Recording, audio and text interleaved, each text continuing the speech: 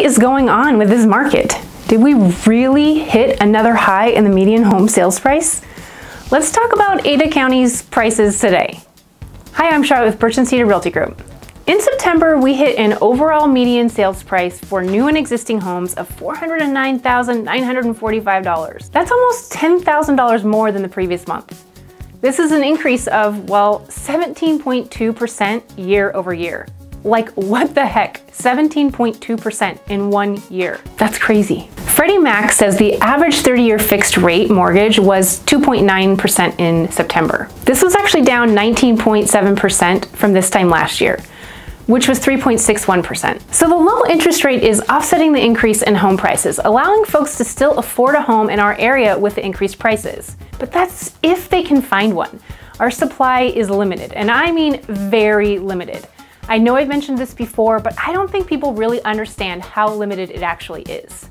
Well, unless you're an active buyer looking, then you are very well aware of how limited it actually is. When we determine what kind of market it is, we look at months supply of inventory. 4 to 6 months is a balanced market. Above 6 months is a buyer's market. And below 4 months is a seller's market. The month's supply of inventory metric is determined by taking the previous 12 months of inventory and dividing it by 12. And this will give you the average number of homes that have sold per month.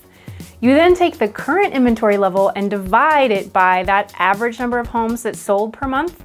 And this gives you the month's supply of inventory metric used to determine the type of market we're in. Well, we are in a seller market, and we have been for quite a while. At the beginning of this year, we were actually trending toward a more balanced market in most price points. We were seeing that months of supply inventory metric at about 3 months.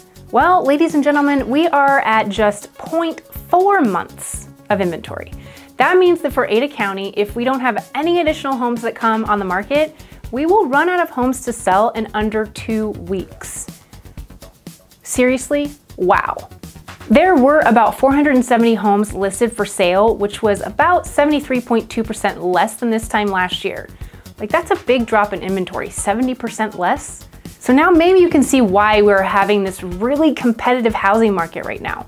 Multiple offers are definitely occurring, and while normally you'd see these on primarily the starter home market, we are actually seeing them on most price ranges at this point, because there just isn't enough inventory to satisfy our increasing buyer demand. Days on market for both new and existing is 26 days, which is a decrease of 23.5%. So homes are going under contract at about 23% faster than this time last year. But if we look at existing homes only, their days on market was only 17. This is about 34.6% faster than last year, where the average days on market was 26, which was still low. This year has been a crazy one all around, and there has been a lot of speculation and crazy talk about the economy and the housing market. Let me assure you that the housing market is actually on fire. Often we see a slowdown this time of year. This isn't happening this year for a variety of reasons. So if you have questions about the market, I want to hear about it. I want to clear up any misconceptions that are out there. I know some of my buyers have had concerns about the affordability on housing in light of the increase in prices. We've talked quite a bit about it. So I know if my buyers had questions about it, there's going to be other buyers that have questions about it also. So next week's video is going to actually be about the affordability of homes, that even though the home prices have gone up, the low interest rates are actually offsetting that. So if you aren't already a subscriber, make sure that you subscribe and click that little bell so you don't miss next week's video. I hope this was helpful. As always, like, subscribe, and click that little bell. Thanks so much for watching. See you next time.